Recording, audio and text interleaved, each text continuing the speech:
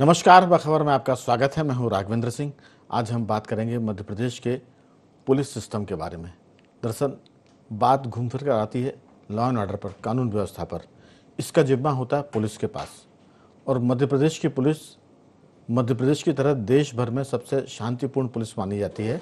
और उसका जो पूरा मामला है वो ऐसा है कि अनुशासन भी है उसमें, अनुशासन के साथ साथ देशभक्ति भी है और मानवीयता भी है। लेकिन पिछले कुछ दिनों से जो खबरें आ रही है, जो घटनाएं हो रही हैं, वो चौंकाने वाली है।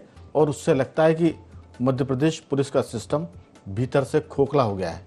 ये सिस्टम तो बड़ा मजबूत दिखता है ऊपर से, इसका इसका इतिहास भी बहुत अच्छा है, लेकिन खोखला हो गया है। एक धक्के के साथ ही गिर सकता है। कोई बड़ी घटना होगी, मध्य प्रदेश का पुलिस सिस्टम तबाह दिखेगा। उसकी वजह ये कि पूरे मध्य प्रदेश में मालवा, बुंदेलखंड, महाकौशल, चंबल, ग्वालियर की हम बात करें, सब जगह चौतरफा ये खबरें आ रही है कि पुलिस मनमानी पर उतरी हुई है। आपराधिक तत्वों के साथ न केवल मिली हुई बल्कि अपराध में लिप्त है, और वो भी बहुत ही जघन्य अपराधों में, हत्या के मामलों में, लूट के मामलों में, डकैती के मामले में और देशद्रोह करने वाले लोगों के साथ अनदेखी करने के मामलों में मध्य प्रदेश एक तरह से आतंकवादियों का गढ़ माना जाता है। भोपाल की बात करें, मालवा की बात करें या जौनपुर की बात करें, यहाँ पर सिमी का अड्डा था। यहाँ अंडरवर्ल्ड के लोग अपनी फरारी काटने आते थे, और पुलिस से जाहिर है कि उनके संबंध अच्छे होंगे, तभी यहाँ पकड़ा कोई नहीं गया। जब तक कि दिल्ली से कोई खबर न इनपुट ना मिला हो एनआईए का, तब तक कोई यहाँ, तब तक वो सब भी ठीक था। लेकिन अब 3 करोड़ की लूट की घटना हो रही है। उसमें आज जो तथ्य निकल कर आए हैं, थोड़ी सी मेरी भूमिका लंबी हो रही है, लेकिन मुझे लगता है कि बताना ज़रूरी है। पिछले दिनों यूपी से नागपुर 3 करोड़ की राशि हवाला के रूप में जारी थी। सिवनी पुलिस ने उसको पकड़ा।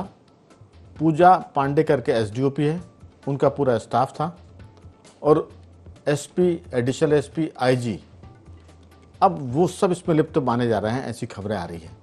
क्योंकि सीएम के निर्देश पर एसडीओपी पूजा पांडे के खिलाफ मुकदमा दर्ज किया गया। उनके 10 पुलिस कर्मचारियों के खिलाफ भी मुकदमा दर्ज हुआ है, उनकी गिरफ्तारी हुई है। लेकिन एएसपी सिवनी ने जो कहा वो बहुत ही संगीन और चौंकाने वाला है। उन्होंने कहा है कि एसपी ने कहा था कि 1 करोड़ 35 लाख रुपए ही दिए जाएं, जबकि मामला 3 करोड़ का था। उसके बाद फरियादी ने कहा कि मुझे आईजी ने पिटवाया, जो 3 करोड़ की राशि लेकर नागपुर जा रहे थे। ये संगीन है, बल्कि मैं कहूँगा कि अब हांडी बनी पूरी हांडी खराब हो रही है, एक चावल की बात नहीं है। इसी पर विस्तार से बात करेंगे। एक और घटना निकल कर आई है इंदौर में। आबकारी महकमे के एक अधिकारी जो रिटायर हो गए हैं, उनके घर से 1 करोड़ रुपए नकद मिले हैं। गिनती अधिकारी कर रहे हैं लोकायुक्त के छापे में। तो कह सकते हैं कि पैसे बिखरे पड़े हैं भ्रष्टाचार के, कानून व्यवस्था ठप है। और मैं कहूँगा कि ये एक तरह से लॉ एंड ऑर्डर का इमरजेंसी है। ये लॉ एंड ऑर्डर का, कानून व्यवस्था को लेकर आपातकाल। जब कोई महामारी आती है तो हम कहते हैं कि मेडिकल इमरजेंसी लग गई है। मध्य प्रदेश में एक बड़े ऑपरेशन की ज़रूरत है, लॉ एंड ऑर्डर को लेकर आपातकाल की ज़रूरत है। और इस पूरे मसले में कई अधिकारियों को मैदान से, फील्ड से बाहर कर और फील्ड में अच्छे अधिकारियों को लाने की ज़रूरत है। विस्तार बहुत है, लेकिन हमारे साथ जुड़े हैं 4 मेहमान। स्टूडियो में हैं सामाजिक कार्यकर्ता कमल राठी जी, नई दिल्ली से राजनीतिक विश्लेषक जुड़ गए हैं नागेंद्र सिंह परमार जी, और जयपुर से जुड़े हैं हमारे साथ सूरज सोनी जी, सामाजिक कार्यकर्ता हैं, और फ़ोन पर जुड़े हैं सामाजिक कार्यकर्ता के साथ साथ जियो पॉलिटिक्स के एक्सपर्ट रमेश सिंह जी। रमेश सिंह जी, मेरी आवाज़ सुन पा रहे हैं? चर्चा की शुरुआत आपके साथ ही कर रहे हैं। 4 साथी हैं, समय कम है, विषय बहुत गंभीर है। गागर में सागर भरने की उम्मीद मैं सबसे करता हूं। रमेश सिंह जी, पहले आपकी राय। कानून के हाथ बहुत लंबे होते, लेकिन अब कानून खुद ही दूसरे के हाथ में आ रहा है। डकैती हो रही है, लूट हो रही है, हत्या कर रहे हैं पुलिस वाले। थानों में शाम 6 बजे के बाद लोग नशे में मिलते हैं। कोई अनुशासन नहीं बचा है।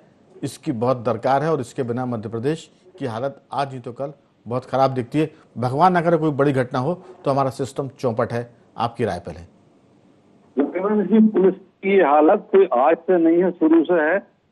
हर अपराध, जब भी थाने में कोई एफआईआर जाती है, कोई अपराध घटित होता है, कहीं भी कोई आपराधिक वारदात होती है, तो पुलिस की इस किस्म की सहभागिता मैं तो कहता हूं कि 100% रहती है। निचले स्तर पर रहती है, छोटे स्तर पर रहती है, और उसमें आम आदमी की जो सहभागिता है वो भी रहती है।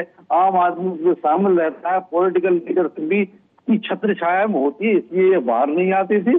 कोई पुलिस कभी कोई दूध की धुली नहीं रही। लेकिन ये जो घटना आप आज जो जिक्र कर रहे हैं, ये बहुत बड़ी घटना थी। अच्छा, सबसे बड़ी बात यह है कि इसमें पुलिस ने कुछ ज्यादा ही लालच कर लिया। 25 लाख के लालच की पोल हो गई।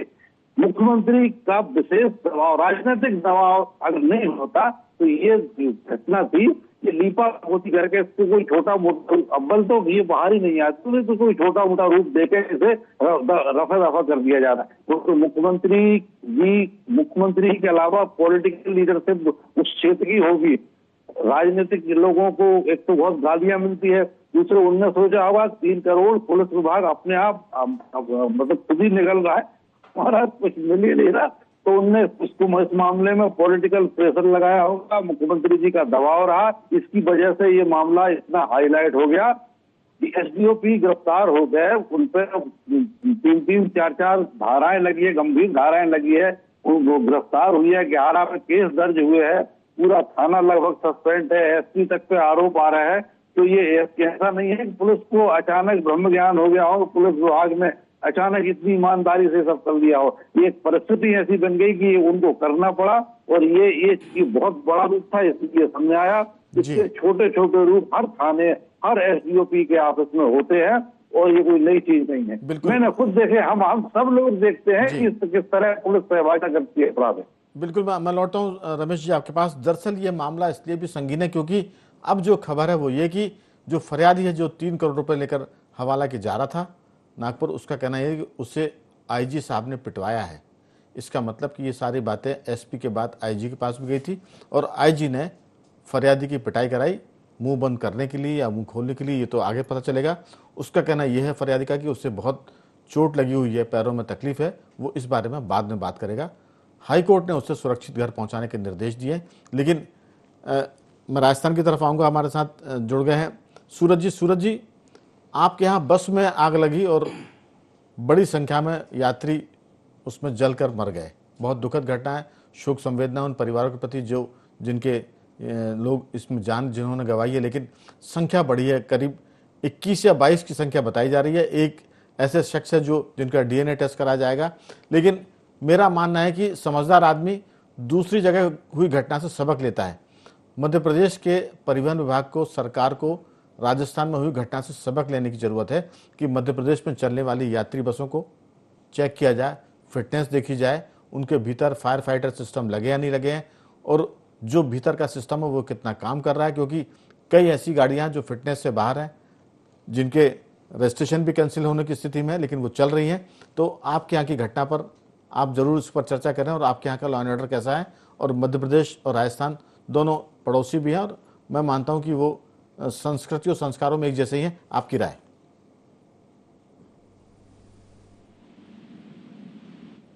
केवल एक बॉर्डर को छोड़ दिया जाए तो संस्कृति और जो है लोगों के बीच की जो विचारधारा है वो समान सी है सबकी। और ये जो 2 घटनाओं का जिक्र आपने किया है, राजस्थान की जो घटना है वह भी कहीं न कहीं एक भ्रष्टाचार का जो है उस पर एक आवरण लगा हुआ है। क्योंकि ये जो बसें हैं और ये जो टैंकर है, ये 2-3 घटनाएं एक साथ ही हुई है जलने की, तो इसमें काफी लोगों की जो है जनहानि हुई है, और अपनों ने जो है अपनों को खोया है। तो ये बड़ी जो है एक विडंबना है। लेकिन इसमें भी आप ये देखिए कि जो निर्धारित मापदंड होता है, चाहे बस को ले लीजिए, उसका जो फायर फाइटिंग सिस्टम है, चाहे उसका परमिट है, चाहे उसके तकनीकी पक्ष है, उसमें कमी पाई गई है। दुर्घटना के बाद में निकल के सामने आया है, और मुख्यमंत्री ने आज प्रसंज्ञान लेते हुए तुरंत वहाँ पे डीटीओ को हटाया और 2 आईएएस अफसरों को भी जांच कराई जा रही है। तो ये कहीं न कहीं जो है ये घटना के बाद में निकल के आ रही है। दूसरी ओर ये जो गैस टैंकर जो घूम रहे हैं पूरे देश के अंदर, तो इनका भी जो मापदंड है, निर्धारित मापदंड है। आज के 10 साल पहले घटना हुई थी, मैं घटनास्थल पर गया था, बहुत सारे जो इंजीनियर थे उनसे मेरी बात हुई थी। तो सिस्टम तो ये होता है कि 4 जो है वो कॉलम का सिलेंडर के अंदर परत होती है, निर्धारित जो एक परत होती है उसकी लोहे की, जिससे वो बनता है, उसको भी कम कर दिया गया था, उसका गेज घटा दिया गया था, और उससे तुरंत दुर्घटनाएं पूरे देश में हो रही है। ये एक बड़ा कारण है जो भ्रष्टाचार का जो बीज इसमें भी लगा हुआ है। दूसरा जो मध्य प्रदेश की बात इस पर मानना चाहूंगा, ऐसी घटनाएं ऐसा नहीं है कि मध्य प्रदेश में हुई है, ये तो सब जगह बाढ़ जो है वो खेत को खाई जा रही है। या ये समझिए कि ये जिनके ऊपर जिम्मेदारी है कानून व्यवस्था बनाने की और समाज को ये विश्वास दिलाने की कि कहीं भी कुछ गलत हो रहा है तो हम आपके साथ में हैं, ये वो जो ढांचा है वो कहीं न कहीं चरमराया है। और उसका परिणाम ये हुआ है कि पहले जो स्लोगन था हमारे यहाँ पे कि आमजन में विश्वास, अपराधियों में भय, वो उल्टा हुआ नजर आ रहा है। और अब तो ये लगने लगा है कि जो वर्दी में वहां भी डाकू पहुंच चुके हैं। और ये ऐसे जो लोग हैं, इनमें और डकैतों में फर्क क्या रह गया है? डकैत बिल्कुल। जो है वो पहले मुंह ढक करके घोड़े पे आके लूटते थे, और अब कोई पैसा लेके जा रहा है तो उसको ये इस तरीके से लूटा जा रहा है। तो बिल्कुल इनका तो सूरज जी, दरअसल बात यही है कि अगर एक बार आप बदनाम हो गए तो फिर इस दाग को मिटाने में बहुत वक्त लगेगा। मध्य प्रदेश की पुलिस की छवि बहुत अच्छी है, मानवीय, मैंने चर्चा की शुरुआत में कहा था, लेकिन अब सिस्टम जो उसका है, हम पिछले कई वर्षों से कह रहे थे कि यहाँ अनुशासन की कमी है, भ्रष्टाचार बढ़ गया है, छोटे मोटे भ्रष्टाचार की घटनाओं को किसी ने बहुत गौर नहीं किया, उसकी अनदेखी की। नतीजा ये हुआ कि छोटी घटनाएं अब बड़ी घटनाओं में तब्दील हो रही हैं। अब पहले पुलिस रिश्वत खाती थी, अब पुलिस डकैती डाल रही है। ये खतरनाक है। और डकैती भी सिर्फ सिपाही स्तर का कर्मचारी नहीं कर रहा है, ये इसमें एसडीओपी शामिल है, एसपी पर छींटे आ रहा है, और आईजी पर भी इसमें जो है वो कीचड़ आ रही है। नागेंद्र जी, दिल्ली में आप हैं, मैं बार बार इस बात का जिक्र करता हूं कि आप ऐसी जगह बैठे जहां 4 राज्य मिलते हैं, पंजाब, हरियाणा, राजस्थान की हम बात करें, और दिल्ली अपने आप में देश की राजधानी राज्य है। वहां भी ऐसी स्थिति नहीं होगी जो मध्य प्रदेश में बिगड़ रही है। आपकी राय?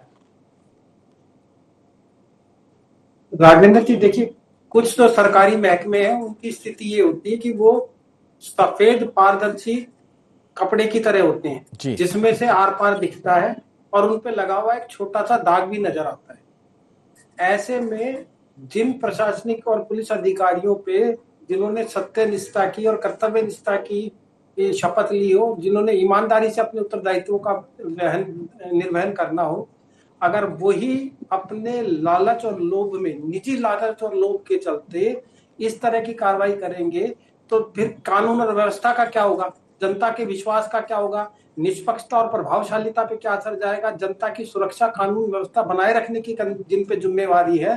तो ये तो वही स्थिति है, जैसे मेरे पूर्व वक्ता कह रहे थे कि तो बाढ़ ही खेत को खाने की स्थिति है। और इन पे लगा दाग, ये मान लीजिए कि पुलिस पे अगर कोई दाग लगता है तो चुनरी में लगा दाग है, जो छूटने के लिए नहीं है। ऐसे में ना सिर्फ न्याय प्रणाली है उसके विश्वास का हनन होता है, बल्कि सामाजिक अशांति और ध्रुवीकरण होता है, व्यवस्था के प्रति अविश्वास जमता है और अपराध को बढ़ावा मिलता है। अब आपने ठीक कहा कि एक मेजर सर्जरी की जरूरत है कहीं ना कहीं, कि किस तरीके से चीर फाड़ करके जो गड़े सड़े अंग है जैसे उनको निकाले जाता है, वैसे ही भ्रष्ट है और जो लालची अधिकारी है, क्या सीनियर है क्या वो जूनियर है, उनके ऊपर कड़ी कार्रवाई और दंडात्मक कार्रवाई की जाए और इनको और इसको महकमे को और उत्तरदायी बनाया जाए और जनता के प्रति ये संवेदनशील बने, ईमानदार बने, कर्तव्यनिष्ठ बने। ये समय की मांग है। बिल्कुल।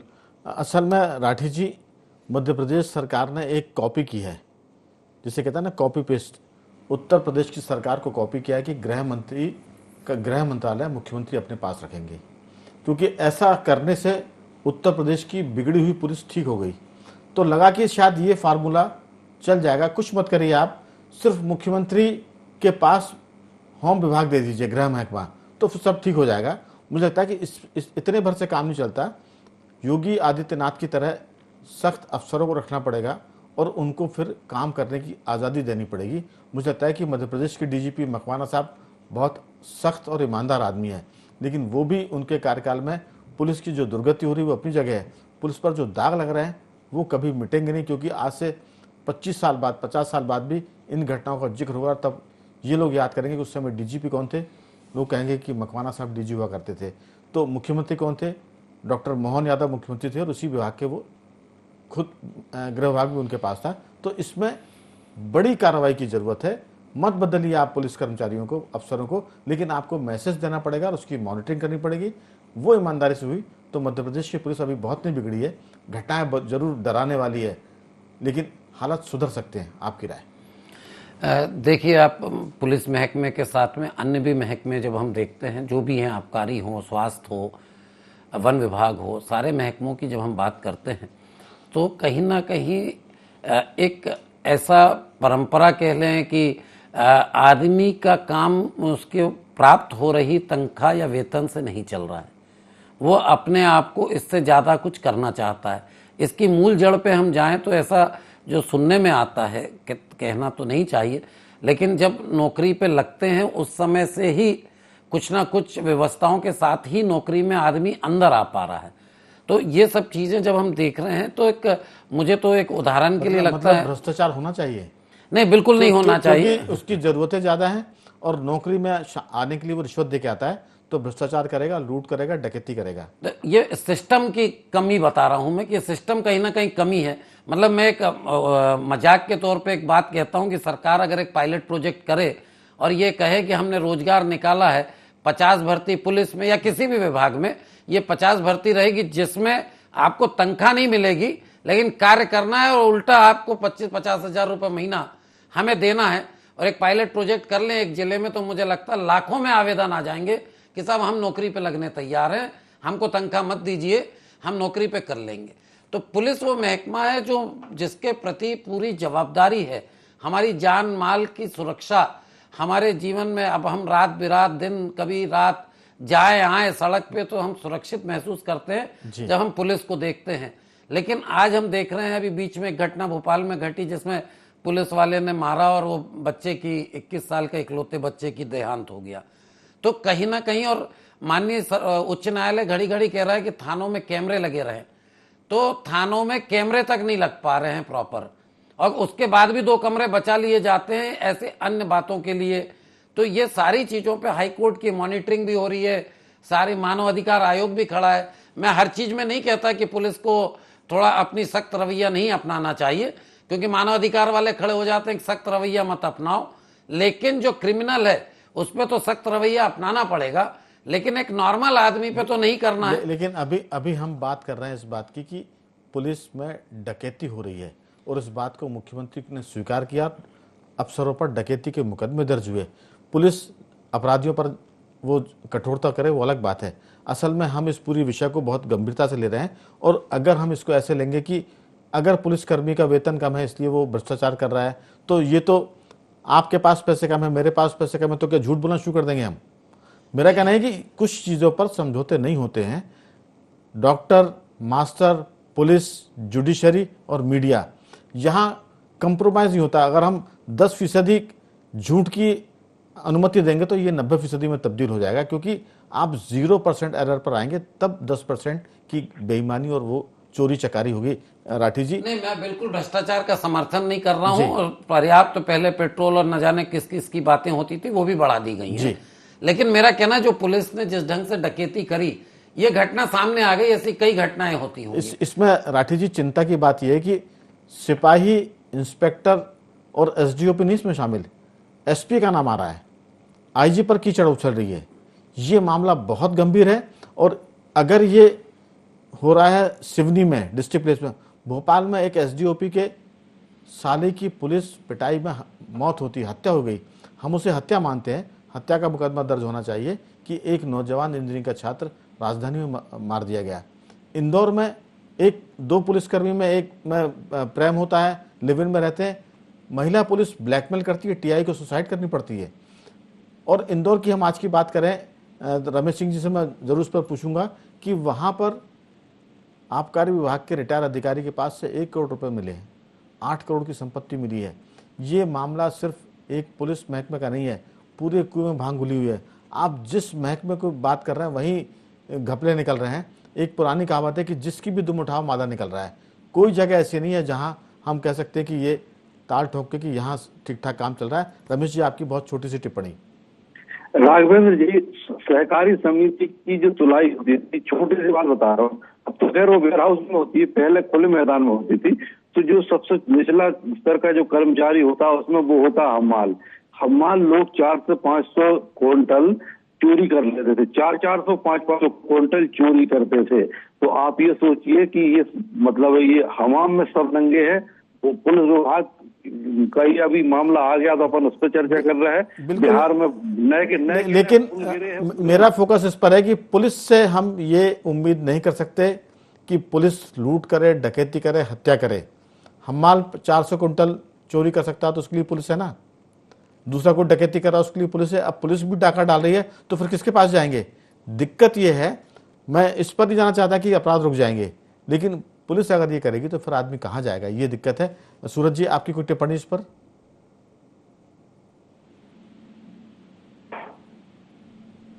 तो प्रकाशन में आइए, बाकी न जाने कितना हो रहा है। आम आदमी राघवेंद्र जी 50,000 से ऊपर लेकर के जा नहीं सकता है पैसा।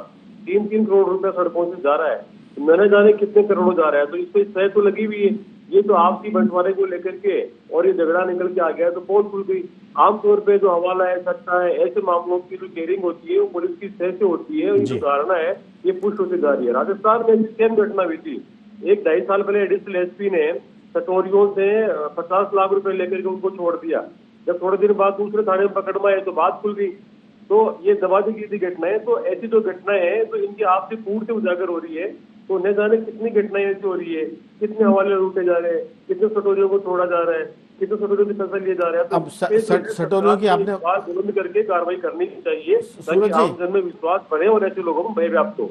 सटोरियों की आपने बात की है, एक ऐसी खबर भी आई है कि 90 लाख रुपए का माल पकड़ाया था, 20 लाख रुपए पुलिस ने रख लिए, 70 लाख रुपए जब्ती में दिखाया गया।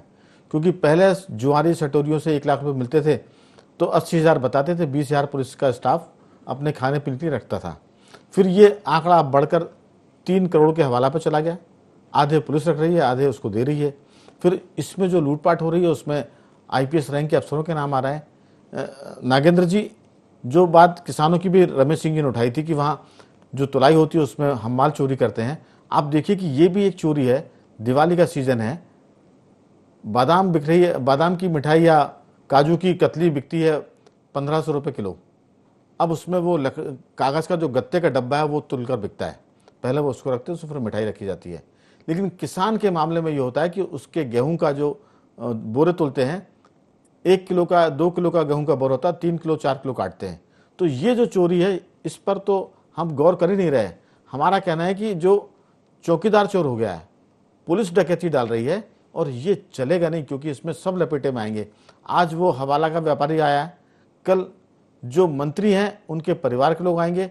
SDOP के साले को पुलिस ने मार मार कर मार डाला, कल के दिन मंत्रियों के लोग पिटेंगे, मंत्री खुद पिटेंगे, क्योंकि ये आग फिर किसी को छोड़ेगी नहीं। आपकी छोटी सी टिप्पणी। राघवेंद्र जी, जब हम आर्थिक नीतियों के मामले में, आर्थिक उदारीकरण के मामले में, तकनीक के मामले में, फैशन के मामले में पश्चिमी देशों के मॉडल को अपनाते हैं, तो मेरा मानना यह कि कानून व्यवस्था और अन्य सार्वजनिक क्षेत्र, सरकारी क्षेत्र जिनमें भ्रष्टाचार है, कम से कम यूरोपीय मॉडल उन क्षेत्रों में अपनाया जाए। मुझे विश्वास है कि यूरोपीय मॉडल इस मामले में तो कम से कम कारगर होगा, जो भ्रष्टाचार को कम करेगा और कर्तव्य निष्ठा और सत्यनिष्ठा को बढ़ाएगा शायद। बिल्कुल। राठी जी, अटल बिहारी वाजपेयी जी ने पार्लियामेंट में एक भाषण दिया था और कहा था कि पहले गुंडे बदमाश नेताओं के पास आते थे कि साहब पुलिस से बचा लीजिए। फिर नेताओं ने उनसे उनकी सेवाएं चुनाव में लेना शुरू कर दी, पोलिंग बूथ पर कब्जे, फर्जी मतदान करवाने में। फिर उन गुंडे बदमाशों को लाया कि जब हमारे पोलिंग बूथ पर कब्जे करने से, फर्जी वोट डालने से ये जीतते हैं तो हम क्यों न इलेक्शन लड़े। इसके चलते अपराधियों ने चुनाव लड़ना शुरू किया और वो फिर विधानसभा लोकसभा में जाने लगे। इस चीज़ को नहीं रोका जाएगा तो फिर ये थमेगी नहीं। चिंता हमारी इस बात की है। आपकी 2-3 वाक्यों में टिप्पणी। बिल्कुल, जो आपने कहा बिल्कुल सत्य है कि पुलिस का अन्य भी विभागों का, जैसे RTO के वो बस जलने के कारण RTO और ऐसी पहले भी घटनाएं घटी हैं जी, तो और अभी जैसे सड़क MPRDC की बह गई जी, तो ऐसी सब घटनाओं पे अगर अंकुश नहीं लगता है तो कल को पूरे को समस्या हर आम आदमी से लेकर नेता तक को आएगी। जो आपने कहा बिल्कुल सत्य कहा। और मुझे लगता है एक छोटा सा सुझाव के साथ कि थानों में भी पहले लोगों को, आम आदमियों को भी जोड़ा जाता था, तो शायद वो प्रथा खत्म हो गई। तो एक समिति ऐसे हर थाने में आम आदमी की भी हो तो मुझे लगता है उससे थोड़ा सा वो सामाजिक नेतागिरी हो ना हो, पुलिस में अगर अनुशासन आएगा तो चीजें सुधर जाएंगी। लेकिन अभी तो वक्त हो रहा है चर्चा को खत्म करने का। मामला बहुत गंभीर है, लेकिन उम्मीद करते हैं कि डॉक्टर मोहन यादव इसमें कोई बड़ा ऑपरेशन करेंगे और पुलिस व्यवस्था को ठीक करेंगे। कम से कम थाने और जिला पुलिस में तो सख्ती आएगी और वो लोग अपराध रोकने पर काम करेंगे। चारों मेहमानों का मैं धन्यवाद करता हूं। रमेश सिंह जी, आपका साधुवाद। नागेंद्र जी, आपका धन्यवाद। सूरज जी, आपका धन्यवाद। और राठी जी, आपका बहुत बहुत साधुवाद कि आपने इस चर्चा में हिस्सा लिया। बखबर में आज सिर्फ इतना ही। बंदे रहिए हमारे साथ और देखते रहिए IND24।